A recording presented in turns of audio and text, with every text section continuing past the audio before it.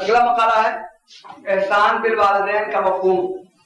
مقالہ نگار ہمارے محترم دوست ڈاکٹر محی الدین رفاعی صاحب ہیں، جامعۃ الفلاح سے فارغ ہیں، لکھنؤ یونیورسٹی سے آپ نے PhD کیا ہے اور مشہور رسالہ ورثیۃ منزل کے ایڈیٹر ہیں۔ آج کل آپ دبئی میں ایک مالیاتی ادارے کے مشیر ہیں، تو آپ کی خوبی یہ ہے کہ یہ مختصر وہ تحریر کو زیادہ ٹائم میں بھی پیش کر سکتے ہیں اور طویل مقالے کو مختصر وقت میں بھی پیش کر سکتے ہیں۔ بسم اللہ الرحمن الرحیم۔ والدین کے حقوق میں ادنیٰ کوتاہی نہ ہو، اولاد کو اپنے مطالب کے حصول کی پوری آزادی ملے اور خاندان کا نظام شرعیت کی بنیاد پر قائم ہو، بس یہی پیش نظر تحریر کا مقصود اور حاصل بحث ہے۔ والدین کے تئیں صحیح سعادت مندی، ان کے ساتھ حسن سلوک، ان کی خدمت، ان کو خوش رکھنے کی ہر کوشش، ان کی راحت کے لیے ہر ممکن انتظام، ان کی دنیا و آخرت کی شادمانی و کامرانی کے لیے فکر مندی، ان کے سامنے خاکساری اور ان کے لیے رحمت و محبت کے جذبات، یہ سب احسان بالوالدین میں شامل ہے، جس کی تعبیر قرآن مجید اور احادیث رسول میں اتنی زیادہ ہے کہ کسی اور شریعت میں اس کی مثال نہیں ملتی۔ والدین کے ساتھ اس میں تعلق فطرت کا تقاضا بھی ہے، کیونکہ انسان فطرتاً احسان مند واقع ہوا ہے۔ منعم کی شکر گزاری آسمانی شریعت سے پہلے خود اس کی فطرت اور عقل عام اس پر واجب کرتی ہے۔ منعم کی شکر گزاری کے مستحسن ہونے پر کسی کا اختلاف نہیں ہے۔ اللہ تعالیٰ نے جہاں احسان بالوالدین کا حکم دیا وہاں ان کے احسانات کو یاد دلایا، بطور خاص والدہ کے احسان کو کہ اس میں انسان کے لیے غیر معمولی اپیل ہے۔ کمال بیانی صغیرہ احسان کے اعتراف کی بہت خوبصورت تعبیر ہے۔ والدین کے ساتھ اس میں تعلق اس اجتماعی نظام کی برقراری کے لیے بھی ضروری ہے جس پر نسل انسانی کے اپنے خصوصیات اور امتیازات کے ساتھ بقا کا انحصار ہے۔ احسان بالوالدین کا قرآنی تصور مادی دنیا کے اس رویے کی نفی کرتا ہے جس میں والدین کی مادی افادیت ختم ہو جانے کے بعد انہیں کسی اولڈ ایج ہاؤس کی نظر کر دیا جاتا ہے، استعمال کرو اور پھینک دو۔ مادی دنیا کا عالم ہے۔ اسلام احسان شناسی کی تعلیم دیتا ہے کہ احسان کبھی بھی کیا گیا ہو اس کی قدر ہمیشہ کی جانی چاہیے۔ اولاد کے والدین کے ساتھ مطلوبہ تعلق کی تعبیر قرآن مجید میں دو الفاظ سے کی گئی ہے، بر اور احسان۔ احادیث میں والدین کے ساتھ حسن تعلق کی اہمیت اور فضیلت کے سیاق میں بر والدین کی تعبیر اور اس کی ضد کے لیے حقوق کے الفاظ اختیار کیے گئے۔ تاہم احسان کی بار بار تاکید کے باوجود قرآن مجید میں والدین کی اطاعت کا حکم کہیں نہیں دیا گیا ہے۔ شاید اس کی وجہ یہ ہے کہ احسان کا تصور والدین کے حقوق کی حفاظت کرتا ہے، لیکن اطاعت کا تصور اولاد کی حق تلفی کا سبب بن سکتا ہے۔ اطاعت صرف اس کی ہونی چاہیے جس کے حکم کا بنا اور مفید ہونا یقینی ہو، یعنی اللہ اور اس کا رسول۔ اجتماعی معاملات میں اولو الامر کی اطاعت کی وجہ یہ ظن غالب ہے کہ اجتماعی مسائل کا علم ان کو عام افراد سے زیادہ ہوتا ہے۔ نیز یہ کہ نظم اجتماعی کے لیے ان کی یکونا اطاعت ضروری ہے، تاہم جس طرح رعایا ولی الامر کی اطاعت کی مکلف ہے اسی طرح ولی امر پر رعایا سے مشورہ بھی لازم ہے۔ اسلام اولاد کو غلاموں کا مقام نہیں دیتا، اس نے تو غلاموں کو اولاد کا درجہ دیا ہے۔ علامہ حامد الدین فرائی اپنے تفسیر حواشی میں لکھتے ہیں، تمدن کے آغاز میں بیٹے کی حیثیت غلام کی ہوتی تھی، باپ کے لیے اپنی اولاد کو قتل کرنا جائز تھا، پھر اسلام نے غلاموں کا درجہ بلند کر کے انہیں اولاد کے برابر کر دیا۔ بھائی ہم انسان والدین کی اس اطاعت کا مکلف ہے جس سے احسان کے تقاضے پورے ہوتے ہیں۔ علامہ ابن تیمیہ نے ایک مختصر سے جملے سے احسان اور اطاعت کے فرق کو واضح کر دیا ہے۔ انہوں نے کہا کہ ماں بیٹی کو اپنی بیوی کو طلاق دینے کا حکم دے تو اسے نہیں ماننا چاہیے، بل علیہ ان یبرھا ولیس تصدیق امرأتہ من برها۔ وہ ماں کے ساتھ حسن سلوک کا مکلف ہے اور بیوی کو طلاق دینا ماں کے ساتھ حسن سلوک کے دائرے میں نہیں آتا۔ گویا احسان کی اطاعت اس صورت میں داخل ہوتی ہے جبکہ والدین کو اس کا نفع پہنچ رہا ہو یا والدین سے کوئی ضرر دفع ہو رہا ہو۔ قابل ذکر بات یہ ہے کہ قرآن مجید میں نہ تو والدین کے سلسلے میں اطاعت کا لفظ کہیں استعمال کیا گیا اور نہ ہی کسی عمل کو ان کی اجازت یا رضامندی پر موقوف کیا گیا۔ وہ احادیث جو امت کے لیے عمومی خطاب رکھتی ہیں ان کا اضافی والدین کے حقوق کے بیان میں قرآن مجید سے مماثل ہے۔ بعض انفرادی واقعات میں متعین افراد کو اللہ کے رسول صلی اللہ علیہ وسلم نے والدین کی اجازت لینے کو یا کسی خاص معاملے میں ان کی بات مان لینے کو کہا۔ محدثین اور فقہاء نے اس کو عمومی خطاب کا درجہ دے دیا اور والدین نے اس میں مبالغہ آمیزی کر دی۔ امام ماوردی کی جو امام ماوردی لکھتے ہیں اگر کسی مجاہد کے مسلم ماں باپ حیات ہو تو ان کی اجازت کی بنا اس کے لیے جہاد کرنا درست نہیں، کیونکہ اللہ تعالیٰ فرماتا ہے وَقَضَىٰ رَبُّكَ أَلَّا تَعْبُدُوا إِلَّا إِيَّاهُ وَبِالْوَالِدَيْنِ إِحْسَانًا۔ اس آیت میں اللہ نے اپنی اطاعت اور والدین کی اطاعت کو ایک ساتھ جمع کر دیا۔ امام ماوردی کا ہی جملہ۔ امام ماوردی کا یہ بیان قرآنی الفاظ سے مطابقت نہیں رکھتا۔ قرآن مجید نے اس مقام پر اور دیگر مقامات پر بھی احسان کا لفظ اختیار کیا ہے اور احسان بہرحال اطاعت کا معنی لفظ نہیں ہے۔ مولانا امین حسن اصلاحی مقام پر وجہ طور پر لکھتے ہیں احسان یہاں پہلے محذوف سے مطلوب مفعول مطلق ہے، اس وجہ سے اس کے معنی یہ ہوں گے کہ ان کے ساتھ نہایت بہتر سلوک کیا جائے۔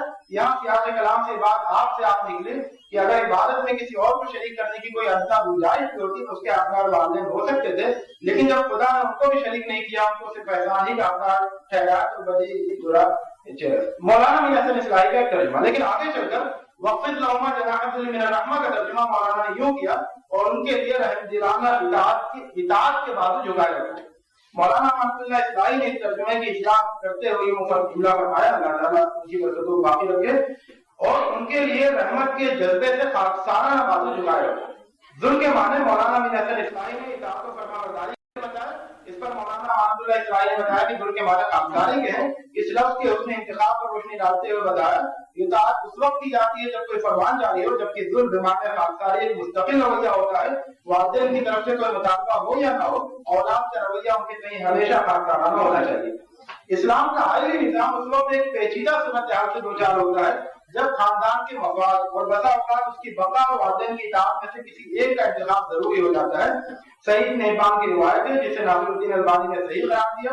ایک شخص صحابی رسول ابو درداء کے پاس آیا اور کہا میرے والد نے میرے پیچھے پڑ کر میری شادی کرائی اور اب وہ مجھے طلاق دینے کا حکم دے رہے ہیں۔ ابو درداء نے جواب دیا میں نہ تو تم سے یہ کہوں گا کہ اپنے باپ کی نافرمانی کرو اور نہ یہ کہ اپنی بیوی کو طلاق دو، البتہ اگر چاہو تو میں تمہیں وہ بات سنا دوں جو میں نے رسول اللہ صلی اللہ علیہ وسلم سے سنی ہے۔ میں نے آپ کو فرماتے سنا ماں باپ جنت کا عالیشان دروازہ ہے، تم اس دروازے کی حفاظت کرتے ہو یا اس سے ہاتھ دھو بیٹھتے ہو یا تم پر۔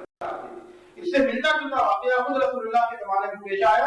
صحابی رسول عبداللہ بن عمر کا بیان ہے، میرے پاس ایک بیوی تھی، میں اس سے محبت کرتا تھا، عمر اس کو ناپسند کرتے تھے، انہوں نے مجھ سے کہا اسے طلاق دے دو، میں نے بات ماننے سے انکار کر دیا۔ عمر اللہ کے رسول کے پاس گئے اور آپ کے سامنے معاملہ پیش کیا، آپ نے مجھ سے کہا اسے طلاق دے دو۔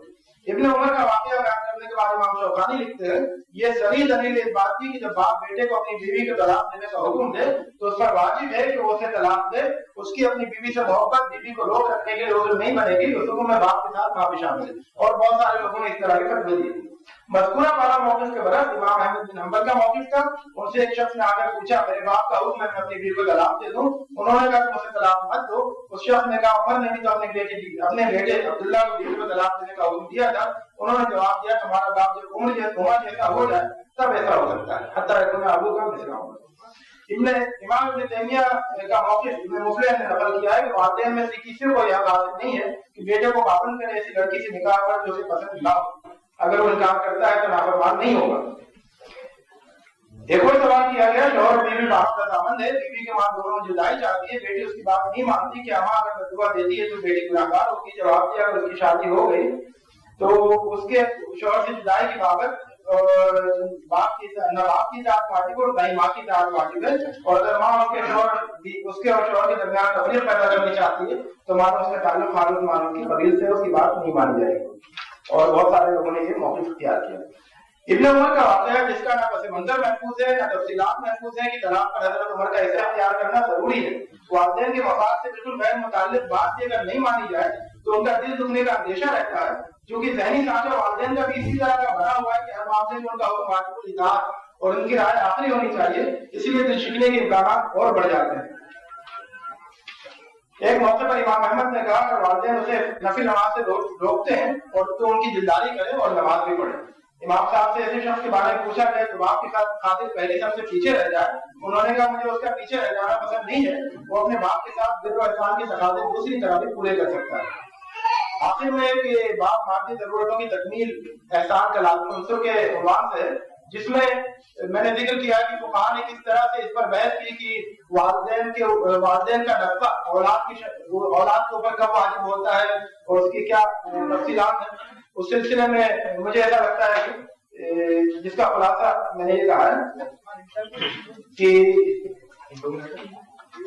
اسی ذہن میں سوال کی دیر بحث آتا ہے کہ کیا اولاد کی تندرستی کی صورت میں جو والدین کا نفقہ واجب ہوگا، پانی مالک کس کو کہا جائے گا؟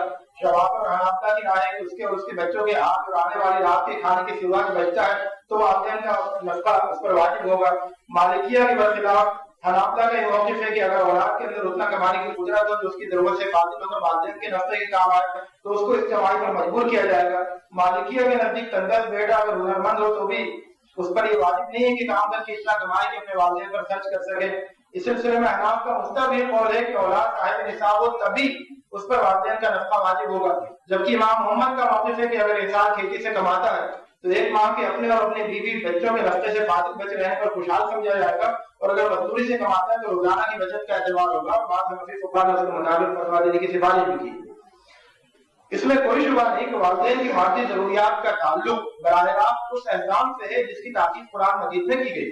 قانونی ناپ توڑ اور ضابطہ بندیوں سے قطع نظر احسان میں تقاضا یہ ہے کہ اگر بیٹے کے پاس ایک وقت کا کھانا ہے اور باپ کے پاس کھانے کو کچھ نہیں ہے تو بیٹا باپ کو اپنے اس کھانے میں شریک کرے، جس طرح وہ باپ کرتا ہے، جس کے ساتھ طفل بے مایا ہو اور کھانے کے لیے صرف ایک وقت کا کھانا ہو۔